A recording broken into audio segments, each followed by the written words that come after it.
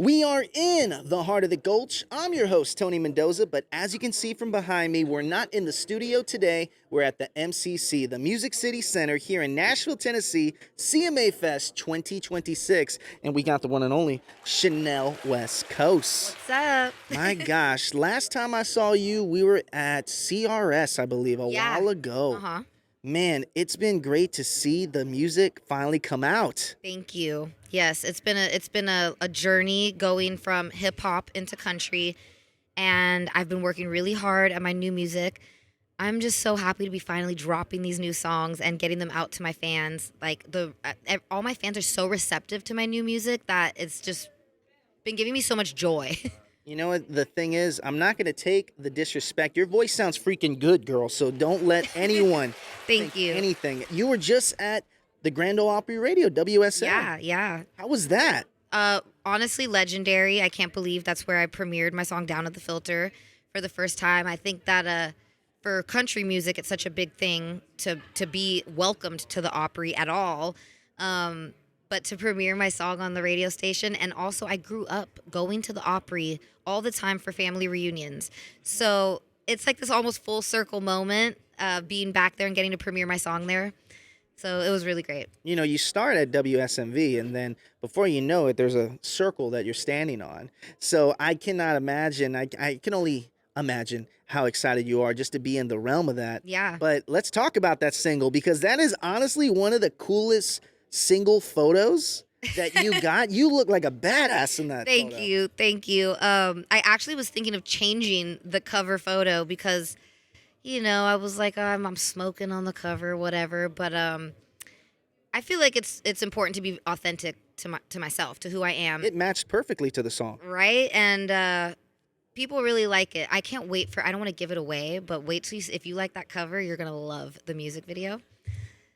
You know, you have always been rebellious. Always. Always. I'm a rebel. Exactly. For And, life. you know, when I was going through, just because we're the same age, we're not very far apart. Uh-huh. And wow, I'm gonna bring this up because it's one of my favorite music videos was Lagerfeld. Oh, Karl Lagerfeld. Thank you. One of my favorite music videos you've ever done. Thank you. And it just takes, I can see your creative vision. And that's the way, and that's a great music video. And I would tell you guys to go watch it on her YouTube. It shows how creative you are. Thank and you. you do. So, I mean, I know that's a long time ago. It is a long time ago. But I'm happy you appreciate it because that was all my vision. Like, when I told people, I'm like, I'm going to dress up like Karl Lagerfeld. And this is... Nobody was doing stuff like this then, So I'm like, I'm going to dress up like Karl Lagerfeld. I want to do my hair like him, just look exactly like him. And like be like a boss in like this chair with these models walking down a runway, very high fashion. And then I thought, I was like, it would be so cool if there was models walking down a runway and then like a skateboarder comes and does like a trick over them.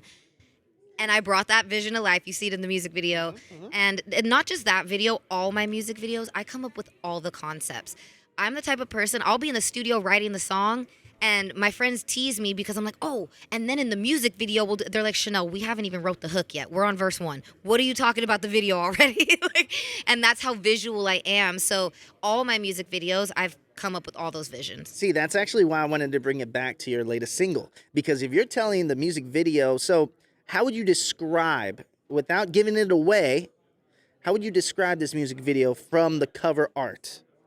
Ooh, man, I don't want to give it away, but I will say that we're going to pay homage to a classic movie in the music video, and so many people love this movie, so even if they don't like the song, I feel like they'll see the music video and then become a fan of the song because the plot line we have planned out, me and my video guy, we're about to make something really epic, and I'm so excited to now get this music video out because it's going to probably be the best one yet. It's going to be way better than Karl Lagerfeld. Well, I love your evolution. Thank you. I don't look at it like switching up or anything like that. I see it as an evolution.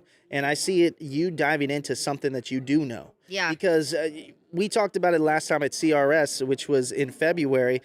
You have a huge fan base in San Antonio. I do. And that's where I'm from. Yep. Right? So I know you know what country is. Oh, I mean, well, I don't only know what country is from having so many fans in that world, and I've done more gigs in Texas than anywhere. Obviously, it's the biggest state, but I have so many fans there. I get my country roots though from my mom's side of the family, and they're from Ohio, South Carolina, and they always were blasting country music around me as a kid. But I was from LA. We didn't really listen to country, but I got a real good dose of listening to country music with my mom's side of the family. So it was always around. I was always listening to it. Like I listened to Faith Hill, Garth Brooks, Dolly Parton, Willie Nelson. I listen to so many different country artists. So it's still authentic to who I am. I love all music. I just decided to start with hip hop, but it doesn't mean that's the only type of music I love, If anything, you actually know how to write better. Thank you. And that's a true statement. Yeah, it takes way more words to write a rap song. Oh, and you have to be very, very particular in the metaphors that you use, and you have to know the rhyme and the rhythm of doing it for hip hop. It literally. So this, I've been. I actually haven't talked about this a lot, but it's funny. The writing process is harder for making hip hop, but the performance process is easier. So it's like it takes forever to write a rap song. Like I said, you got to fit so many more words in. You got to think of more lyrics, more to say. But then performing is usually you perform with just a track. I do perform with dancers when I was doing hip hop. So like rehearsing dances can get a little, intricate. But I love performing country music with a live band. There's just something about the live music being played right there in the moment that makes it feel so much more authentic and real. It just gives me a different energy when I'm performing.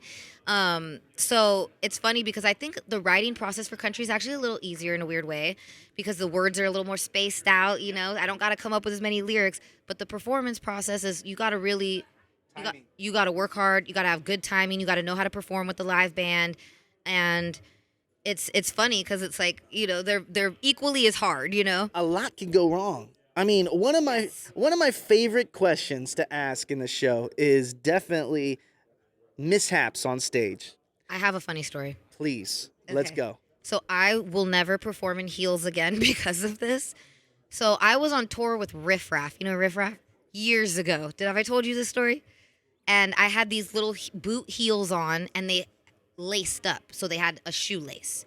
And so I'm on stage, and I try to do this little sexy move, and I do this little move where I put my foot like that, and the freaking heel goes into the lace of my other shoe, and they lock up. And next thing you know, I'm like, ugh, and my feet were locked up, and I just fall over.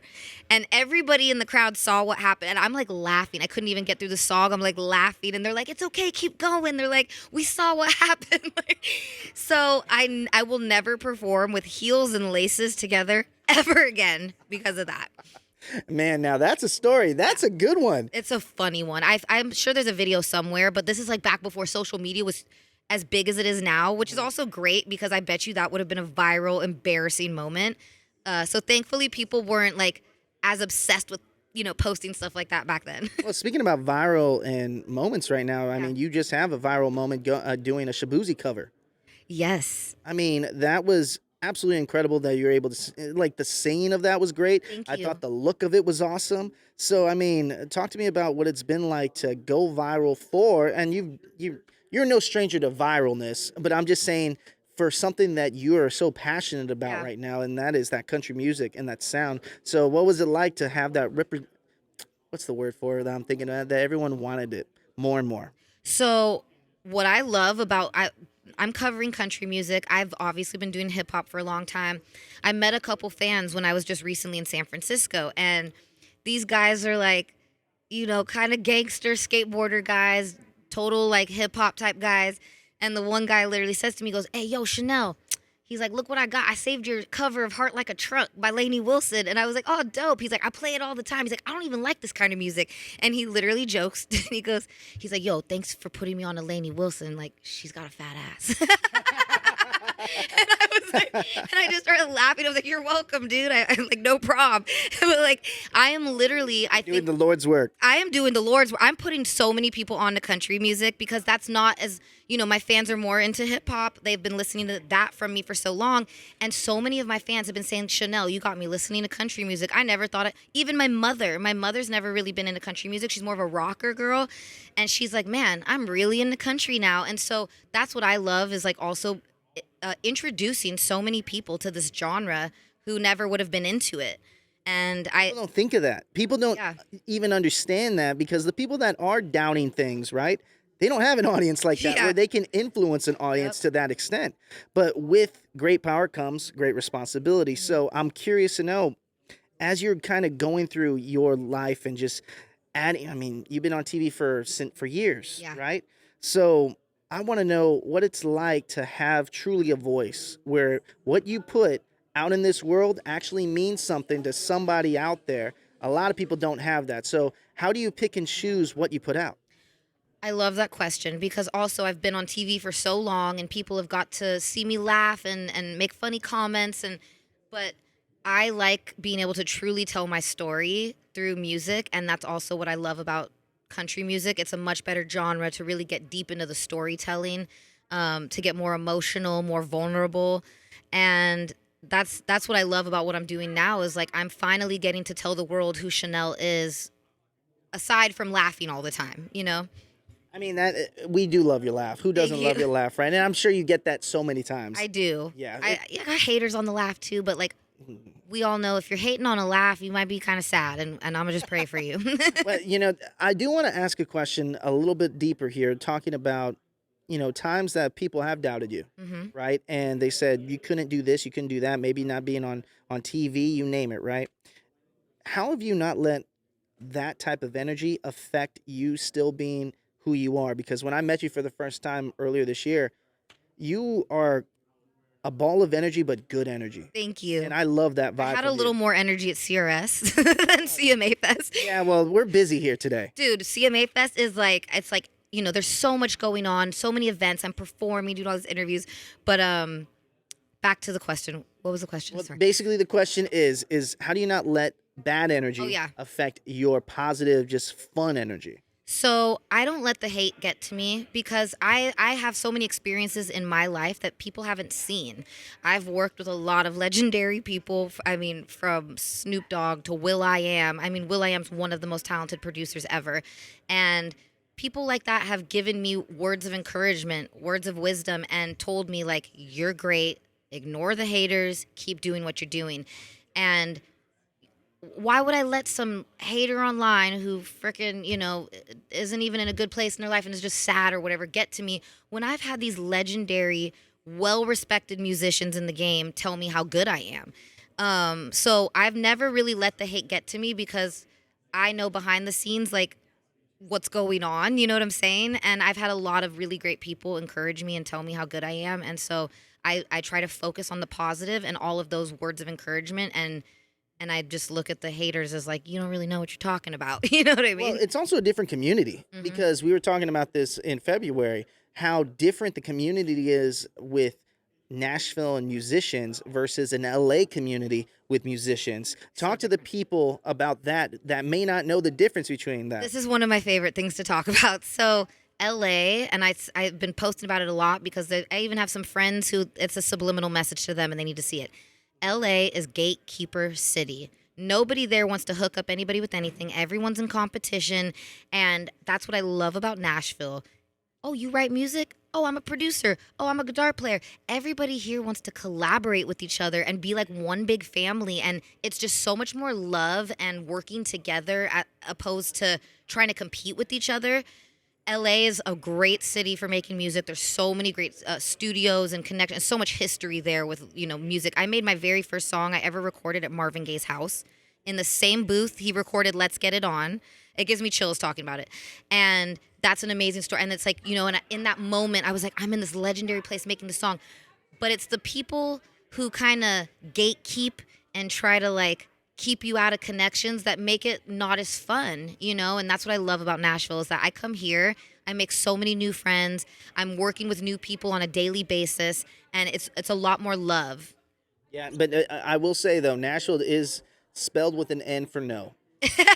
A lot of doors get closed in this town, Yeah. and really, I think what it does, if you're genuine, if you're a genuine person, which I know you are, and you've made it seem that not seem that way, you are, and everyone that I've talked to about you say that you're a genuine person, Thank you. and that speaks volumes in this town. Yeah. It may not be the same in LA because in LA you could say one thing and do another thing. the doors open like crazy in this town if you're genuine. Yep. Which you are. So, my last two questions here. Okay. All right. Now, my question that I ask everyone, and you're not going to be any different, Okay. has to do with that imposter syndrome that you may have, not the voices from online. Sometimes you may get on a stage. Sometimes you may have a song that you're not ready to put out. Mhm. Same thing with the album art, right? Maybe not this piece of art. You don't listen to that little voice in the back of your head. You still do what you want to do. Yeah. How have you been able to do that in your career so far? And what a piece of advice that you can give to someone who may have that little doubt in the back of their head? So I actually said this in an interview earlier today as well. I think that you got to always follow your heart when it comes to making these type of especially creative decisions, because our heart and our head are so different. Your head will tell you like what is 100% the correct thing you should do, like on a spreadsheet level, Analytic wise, yeah. But your heart, it might not be the best decision like on paper type thing, like, but if you follow your heart, it will always lead to what is truly meant to happen for you. And that's kind of how I've navigated ever since I was actually given this advice, is like, my head, I'm a smart person. I got common sense. If I follow my head, I'll do everything just like I'm supposed to. But And it it's might safe but in a it way. might not feel as good, And so I feel like you have to follow your heart, like what genuinely feels good to you.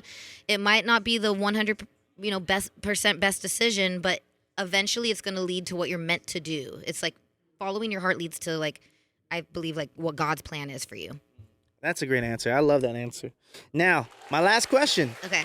We're filming this in the middle of 2026, Yes. and we're at CMA Fest. What are you looking forward to the rest of this year and the top of next year? For the rest of this year, I am looking so forward to just releasing all my new music and also getting to bring my baby to a bunch of my shows. She's actually on her way out here right now, flying out here. And I'm so excited to be finally releasing this new music and also being able to inspire my child. She's going to be turning 4 this year. She's finally at that age where she's understanding what mommy does and like why I have to leave her for days at a time sometimes, which breaks my heart. And that's what I'm so excited for this year, is just to see the trajectory of my music go up, but also to bring my child along with me and get to really just inspire her and be a good role model for her, That's awesome. And I mean, that's powerful too. So I'm happy of this new era you're in. Thank you. And the fit is awesome. I know we look Excuse like me, I we shouldn't have cussed, but all It's right. okay. We look like we came matching. I know. I love the era that you're in right now. I think there's only going to be better music along the way. Oh, it's only going to get better. Wait till you guys hear the stuff that I'm sitting on right now. But you're not here yet, right? You haven't moved yet officially. I haven't moved here yet officially. Okay, cool. I'm trying to convince the fiance right now. Understand. He's stuck on LA a little bit, but his family's all here. So I'm like, babe, we would have so many more nannies. We got all the family here. We got, grandma and grandpa, his grandma and grandpa, aunt and uncle. So I think once we do make that move, he's going to realize this is where I think we're meant to be. Yeah, that's how we feel. Yep. So now, but definitely next time I see you, I'm going to say hi again. Of course. You know that. But hey, my name is Tony Mendoza. We're still here in the heart of the Gulch, and I will see you guys next time. See y'all later. Yes. Thank you for having me. Thank you. Sorry, my hands are like sweaty Betty.